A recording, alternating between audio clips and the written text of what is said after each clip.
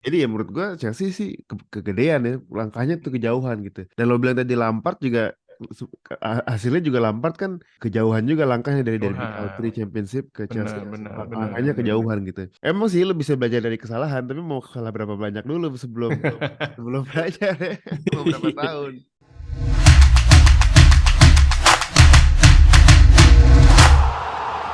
Yo yo yo, welcome back to Football United ya. Apa kabar gengs ya? Halo.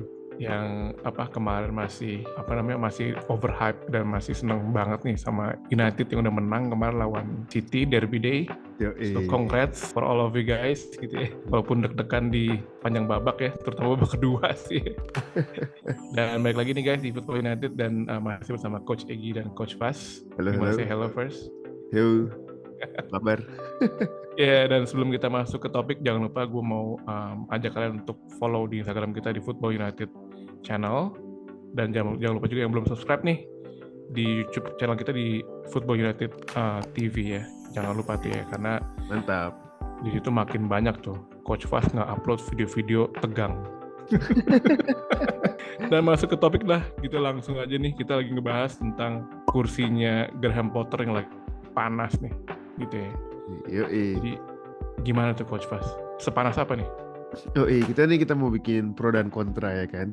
Kalau posisi gue adalah kontra Graham Potter ya kan. Sebenarnya dari awal gue rada meragukan sama Graham Potter nih.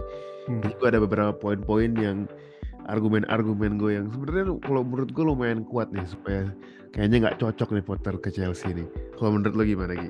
Gue sih pro-pro aja sih ngeliat Graham Potter karena gue happy ya. Karena gue melihat Graham Potter sekarang, Chelsea jadi di bawah top 4. Kalau gue poin gue yang pertama, Graham Potter itu belum ada track record juara ya kan. Dia belum ada track record banyak gelar.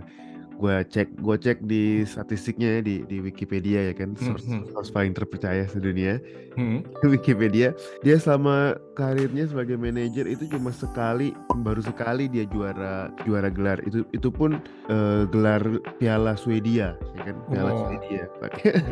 Jadi random banget Piala Swedia ya kan, timnya Östersund. Gelar satu-satunya Graham Potter. Nah, sekarang expect-nya apa di Chelsea ya kan? Mau jadi gelar ini Liga Champion. Padahal sebelumnya, maksudnya dari gelar Liga Piala Swedia bisa jadi juara Liga Champion kayaknya sih susah ya, hampir impossible. Menurut lo gimana Gi? Kalau gue sih pro-pro aja ya, karena deretan pelatih-pelatih Chelsea juga nggak harus menyandang kayak banyak gelar ya. Dulu pun juga Mourinho pas lagi pertama kali on board di Chelsea juga dia juga cuman ya Champions League ya sama Piala Portugal ya. Cuma maksud gue nggak harus sih sebenarnya, cuman jadi Lampard pun juga datang dari Derby County juga bukan dengan status dia juara sih gitu ya, juara-juara di sebelum Derby County gitu. Cuman tapi somehow memang bagus-bagus aja gitu. Cuman mungkin nih Chelsea itu selalu punya punya top level manajemen yang selalu nggak sabar sama manajer-manajernya. Jadi menurut gue sih perlu dikasih kesempatan sih si Graham Potter sih, menurut gue gitu. Oke. Nah ini kalau dilihat lagi dari karirnya Potter nih, argumen gue yang kedua yaitu Chelsea sebenarnya terlalu besar nih, klub Chelsea ini terlalu besar buat Potter ya kan, pressure-nya sama ekspektasinya ya kan, yang lo bilang tadi biasanya Chelsea manajemennya nggak sabar. Ini buat Potter gue bilang Chelsea terlalu besar. Dari sebelumnya dia itu klubnya cuma Östersund, Swansea sama Brighton ya kan. Di Brighton itu satu-satunya dia di top flight Liga Inggris ya kan, di Premier League satu-satunya pengalamannya cuma di Brighton. Jadi ya menurut gue Chelsea sih kegedean ya, langkahnya tuh kejauhan gitu. Dan lo bilang tadi Lampard juga hasilnya juga Lampard kan kejauhan juga langkahnya dari Big Three Championship ke Chelsea, langkahnya kejauhan gitu. Nah kayaknya gue bilang juga Potter ke Chelsea ini terlalu jauh ya langkahnya. Jadi kayak istilahnya sekolah akselerasi ya kan, dari kelas 1 langsung ke kuliah atau SMA langsung ke kuliah, jadi belum paham. Teorinya mungkin dia banyak teori ya, tapi belum ada pengalaman ya kan nanganin klub gede. Mungkin di klub gede mungkin birokrasinya beda ya kan, sekarang mesti ngomong sama ownernya, sama eksekutif director segala macam. Mungkin di Brighton beda ini juga kan, beda workflow kan. Gimana menurut lagi? Kalau menurut gue mungkin gue gue sebenarnya sih pengen kontras dikit sih, karena gue melihat bahwa nggak cuma pemain-pemain Inggris aja di overhype sama media, tapi juga pelatih-pelatih yang Inggris juga selalu di overhype juga nih. Dan akhirnya salah satunya Graham Potter yang menurut gue kayaknya kemarin di Brighton juga sebenarnya belum, ibaratnya masih setengah matang lah. Oke, Brighton kemarin juga memang survive dan bagus untuk giant killers, tapi sebenarnya masih belum cukup sih untuk kayak dikategorikan untuk dia bisa masuk di managerial Chelsea. Cuman tapi menurut gue mungkin sih itu harus dikasih kesempatan sih menurut gue, karena mungkin nih gue rasa Chelsea awal-awalnya bagus. Gue lihat di game-game pertama tuh bagus. Cuman entah kenapa makin kesini makin jelek, mungkin gara-gara Tuchel lagi. Kemarin si Todd Boehly dia mungkin ngajakin tim meeting untuk bahas strategi 4-4-3. Jadi mungkin pengaruh tuh. Mungkin karena banyak cedera juga kali ya. Banyak cedera juga sih. Kalau argumen gue yang ketiga, ini Potter nggak cocok sama Chelsea karena dia sebelumnya nggak pernah ngelatih pemain-pemain bintang ya kan. Biasanya di Brighton kan yang dilatih kan kayak Welbeck, pemain-pemain nurut ya kan.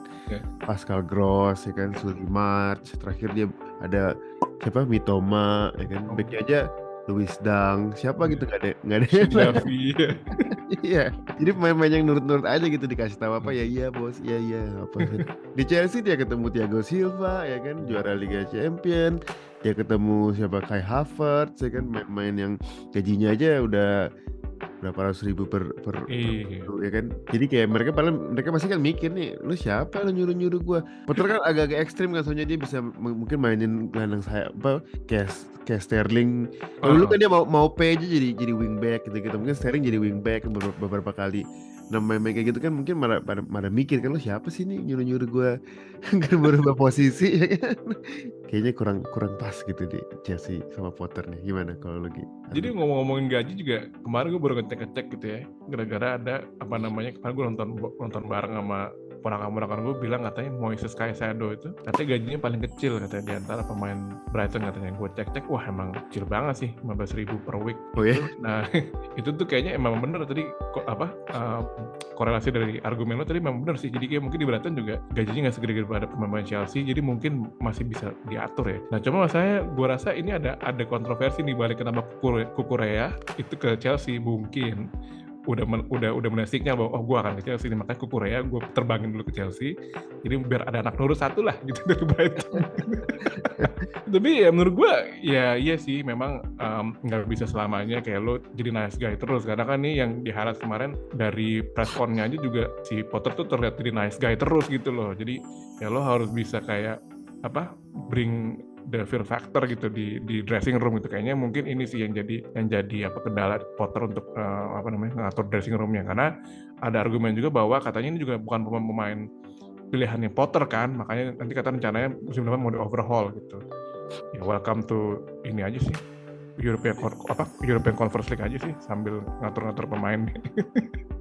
Nah ini berarti kalau argumen gue yang keempat ini, tapi Chelsea selama ini kalau lihat dari sejarahnya nggak pernah tuh dia berhasil pengen pelatih lokal.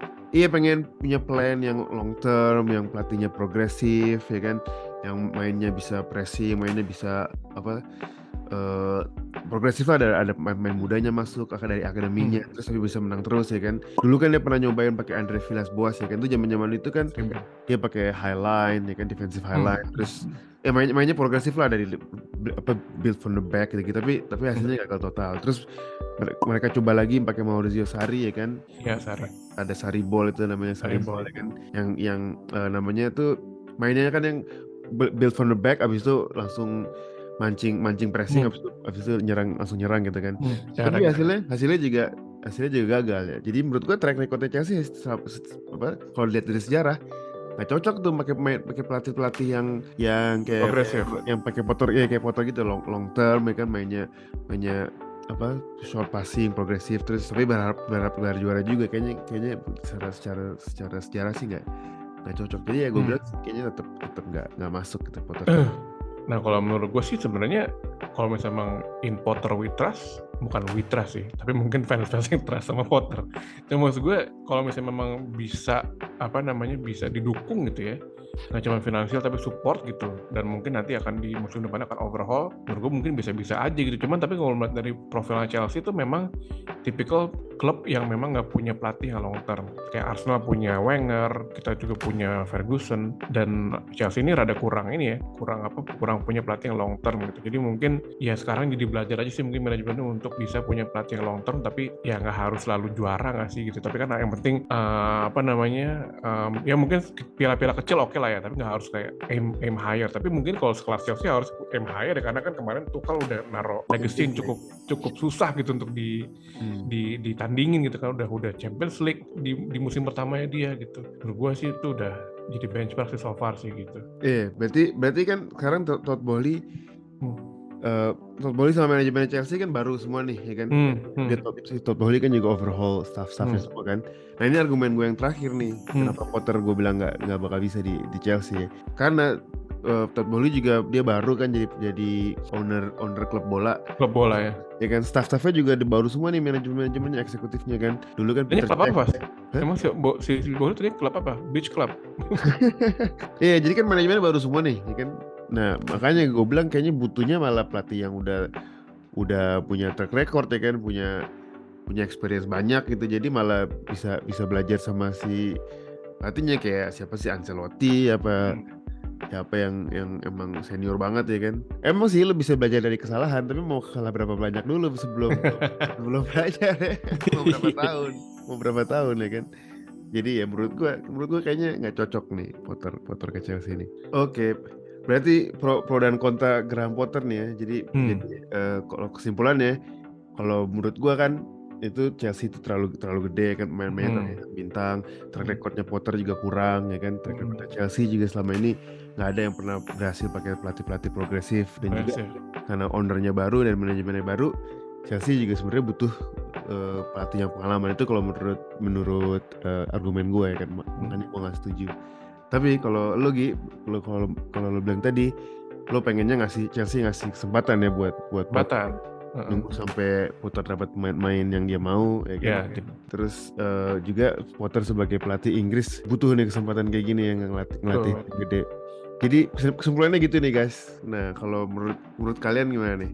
Nah boleh juga nih kalian kalau misalnya mau punya pro dan kontra gitu, boleh banget gitu, karena ini kan channelnya Football United. Kalau misalnya memang pro banget sih, gue sih pro banget, karena mungkin biar Chelsea makin jauh dari top 4 gitu kan.